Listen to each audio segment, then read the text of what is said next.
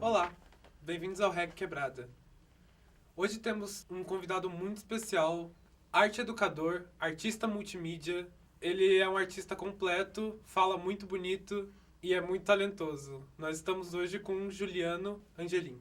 Muito obrigado por vir.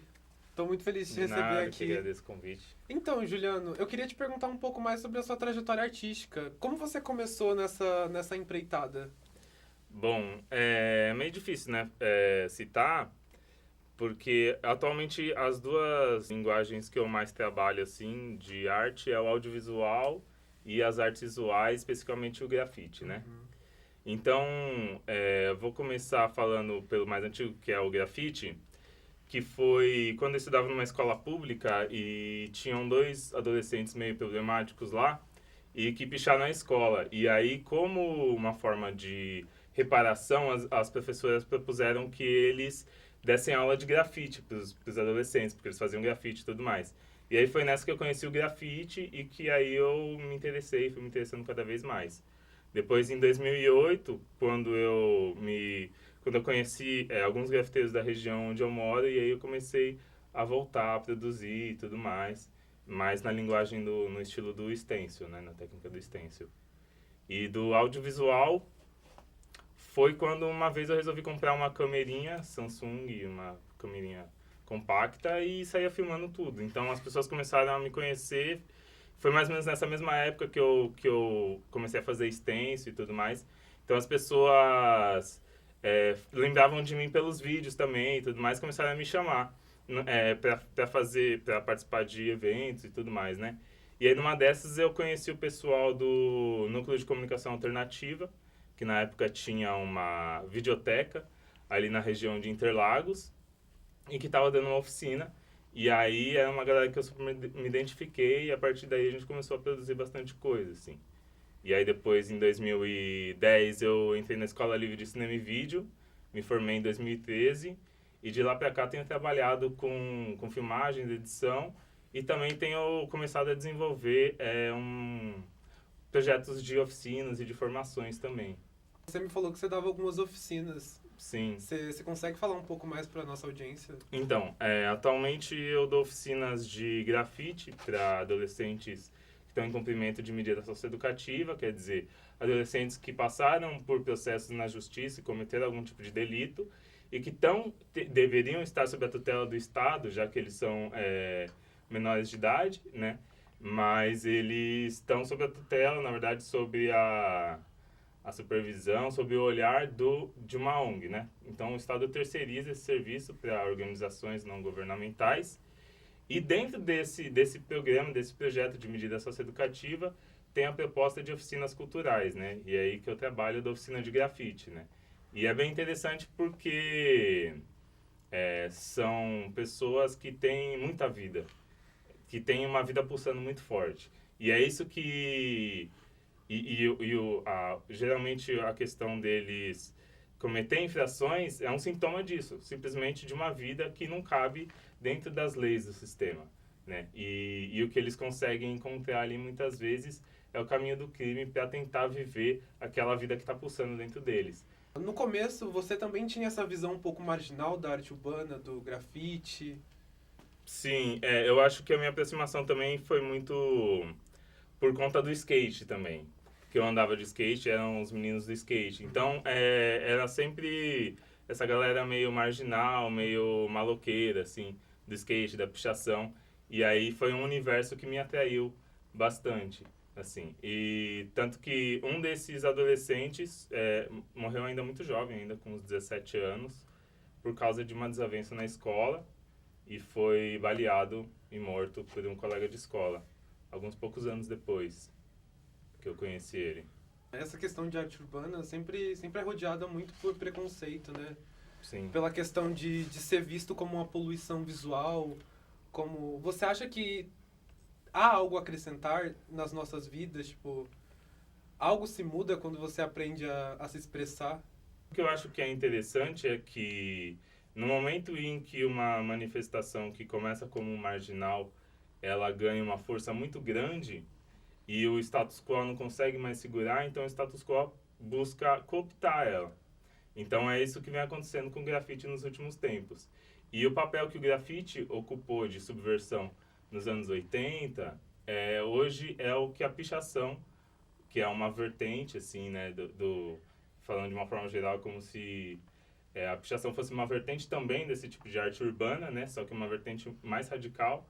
E a pichação ocupa esse espaço agora de subversão e de marginalidade, e que é importante, na verdade. Não é algo que deve ser corrigido ou que deve ser passado uma corzinha ali para ficar bonito. Não. É importante que haja esses movimentos fora da lei, esses movimentos que são agressivos, né? Que agridem a sociedade, porque, na verdade, é só um contra-ataque dessa violência, né? Que a gente sofre pela civilização, né? Pela sociedade capitalista. Esse negócio que você falou da cooptação do bicho me lembrou aquela série de porcelana, você chegou a ver? Sim. Que são brancas e que ao redor tem os pichos e são vendidas por $200. Sim, é mais uma dessas tentativas, né? Mais um novo movimento agora de se apropriar de uma linguagem marginal, né? Uhum. E não só as expressões artísticas, né? Porque a expressão artística que a gente chama de expressão artística é um pedaço de uma forma de viver marginal, né? Então, o sistema faz isso, né? A indústria cultural faz isso, né? Com os signos, com os símbolos, com as manifestações artísticas, né? Então, a gente vê hoje em dia, né? Os corpos marginais, né? Principalmente que estão englobados aí na sigla LGBTQI+, tudo mais, hoje em dia também estão sendo cooptados, essa estética também está sendo cooptada. O Brasil é o país mais desigual, um dos países mais desiguais do mundo. Isso é transmitido no picho? Você sente que carrega sempre, inerentemente, algum sentido político? Sim, não tem como, né? Eu vejo de uma forma que não tem como a gente não falar de política, assim, pensando que, se a gente pegar a palavra que política é tudo aquilo relacionado à polis, à cidade, à vida na cidade, né? Então, a arte vai estar impregnada de política, não tem, por mais que você faça um quadro de uma paisagem ou um retrato, vai ter um fundo, um contexto ali no qual você produziu. Se a gente fala que a gente produz arte apolítica, na verdade a gente está ou sendo muito ingênuo ou querendo enganar as pessoas. Porque tem um porquê da gente escolher. Mesmo uma pessoa que vive no contexto e que não produz a partir daquele contexto, tenta se desligar dele por meio da sua arte, né, ela está fazendo uma escolha política também. Ela está escolhendo uma outra estética. Né? Está escolhendo uma outra referencial. Né? Então, quando a gente tem noção de onde a gente está, o que a gente vive, a gente coloca isso na nossa arte, né? Isso é a gente se posicionar. Qual foi o grande sentimento que te fez amar? O picho, a fotografia, o audiovisual? Difícil essa pergunta. Não sei, é uma necessidade, na verdade. Tipo,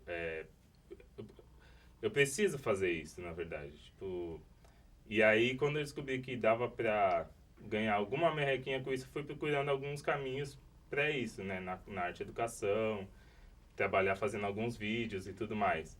Mas é algo que eu sempre precisei fazer, né? Então, desde sempre, desde criança a gente desenha, desde criança a gente faz música, né? Tem uma frase que eu vi um dia desses que é bem interessante, que fala assim, que antes do humano falar, ele canta. Antes dele andar, ele dança. E antes dele escrever, ele desenha. Então a arte está no princípio de tudo isso que a gente chama de humano. Então é uma necessidade humana, né? E eu acho que eu sinto a sociedade como muito opressora, assim, né? Então eu procuro usar isso, a arte, essa expressão como uma forma de tentar enfrentar essa sociedade, e é o que me faz me tornar um pouco vivo, porque se eu não enfrentar essa sociedade, se eu não me ver como um inimigo da sociedade, eu vou me ver só como mais um peão, só como mais uma ovelha no meio do rebanho, né? E eu acho que é daí que vem esse sentimento, essa vontade de eu querer me afirmar como pessoa, como um indivíduo. O que define? O que você acha que define a arte urbana? Então, essa é uma pergunta meio difícil, porque assim, por que a gente usa esse termo arte urbana, né? Que é algo, eu acho que é meio recente essa ideia de arte urbana, né? Porque até então, por exemplo, o grafite, a pichação, é visto como vandalismo, não como arte urbana, né? E outras expressões de música, por exemplo, o movimento punk, né? Toda a leva de punk rock que teve nos anos 70, no finalzinho dos anos 70, até o finalzinho dos anos 80, aqui em São Paulo, que foi muito forte também, não foi considerado como arte urbana, né? Eu acho que também, quando a gente começa a enquadrar a coisa como arte urbana, é porque ela perdeu um pouco da Subversividade? da essência selvagem dela, sabe? Mas, e que é quando a gente começa a nomear, e eu acho que é isso que é interessante, né? Nas aulas lá do Valteir, vem vindo essa questão, né? As coisas surgem a partir do momento que a gente dá nome, né? Na linguística tem um pouco isso, né? Mas é interessante como que a importância daquilo que é inominável, né? Então, eu acho que sim, vai ter um momento em que a arte urbana vai deixar de ser arte urbana e que ela vem em algumas vertentes, alguns artistas vão deixando de ser essa arte urbana e vão mais para um outro tipo de arte, mais acadêmica e tudo mais. Mas eu acho que é mais interessante do que a transição entre arte urbana e arte acadêmica é a transição entre o inominável e a arte urbana. Quando a gente pega, por exemplo, performances, por exemplo. Black Bloc, por exemplo, é um tipo de performance. É um tipo, além de ser uma tática, é um tipo de performance também. E por que a gente não pode considerar isso também como um tipo de arte urbana, pensando que arte é aquilo que se faz, que se cria ou que se modifica, né? Quando a gente modifica a cidade, então, se a gente cria formas... por isso que eu acho tão interessante a pichação como uma das principais artes urbanas hoje em dia, porque ela modifica a cidade. Ela não está lá só para enfeitar. Agora eu queria fazer uma pergunta capciosa. Qual é o futuro para você? Qual o futuro que você espera ou que você vê para as artes urbanas? E seria muito bom se você deixasse uma mensagem para os nossos espectadores. Então, Qualquer uma. tá. Então, eu acho que eu consigo ver basicamente duas possibilidades, são as que eu consigo imaginar. Uma é da institucionalização dessas formas de fazer, que a gente chama de arte urbana, né? E aí institucionalizar isso, né? Colocar dentro das galerias ou colocar, enfim, transformar algumas dessas pessoas como artistas consagrados, nem todas, né? E criar um mercado para isso, que nem você falou agora há pouco sobre as xícaras, né? Os pires, com a caligrafia inspirada na pichação, né? Mas uma outra que eu acho que é mais interessante e que a gente poderia apostar um pouco nisso é a de impedir que isso aconteça.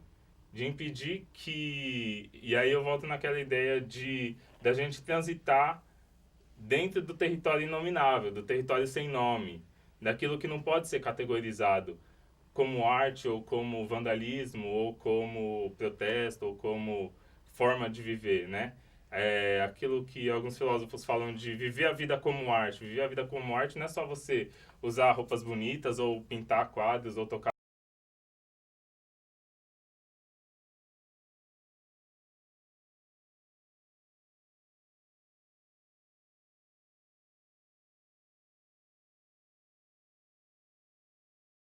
a gente for nesse sentido, mais marginal a gente vai ser. Mais fora das rédeas a gente vai estar, né? Mas eu acho que isso é o mais interessante, né? Então, é viver como arte, né? E aí a vida na cidade seria uma arte urbana, né? Nos anos 60 teve um movimento que ficou muito famoso, um dos movimentos que a gente conheceu foi o movimento dos Provos, né, em Amsterdã. E que eles tinham uma crítica muito radical ao capitalismo, à sociedade industrial. E uma das coisas que eles criaram foram as bicicletas brancas, por exemplo, onde eles conseguiram um arsenal de bicicletas e eles deixavam essas bicicletas em alguns lugares da cidade para que qualquer pessoa pegasse, pedalasse e deixasse em algum outro lugar da cidade. Hoje em dia, as empresas se apropriaram disso, né? Mas... E o sistema vai estar sempre querendo se apropriar das coisas criativas, das coisas que transformam, né? Principalmente quando não pode mais segurar as mudanças, né? Então, a gente vê, tá óbvio que as fontes de energia não renováveis estão em colapso. Na verdade, quase todas as fontes de energia estão em colapso, não só as não renováveis, né? As hidrelétricas também destroem e tudo mais.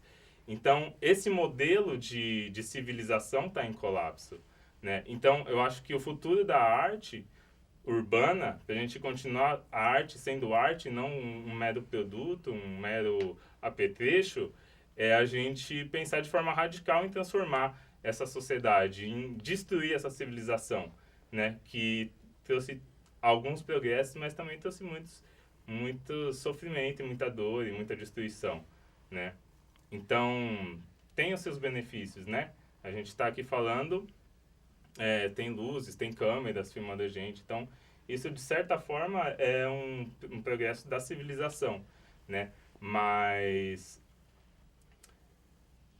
a gente tem que continuar alimentando essa civilização desse jeito que ela é, ou a gente pode vagar por essas brechas que a gente vai criando, essas frestas que a gente vai rachando no meio do concreto, né, para construir uma nova floresta de símbolos, né, lembrando do Waltair de novo, né, uma nova floresta de símbolos mesmo, né. Então eu acho que você falou de eu deixar uma mensagem, né? Isso. Eu gosto muito da figura que a gente pode ver em qualquer rua, em qualquer calçada em São Paulo, né? Que é uma cidade extremamente cinza, né? A gente olha para o chão e a gente vê um filetinho, assim, de uma grama, nascendo no meio da rachadura do concreto.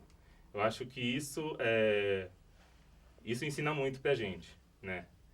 Então, eu acho que a gente tem que aprender muito com esses pequenos sinais que a natureza selvagem, que a gente tenta dominar, tá mostrando pra gente, né? Porque se a gente não prestar atenção nisso, bom, a gente tem pouco tempo aí pela frente de humanidade.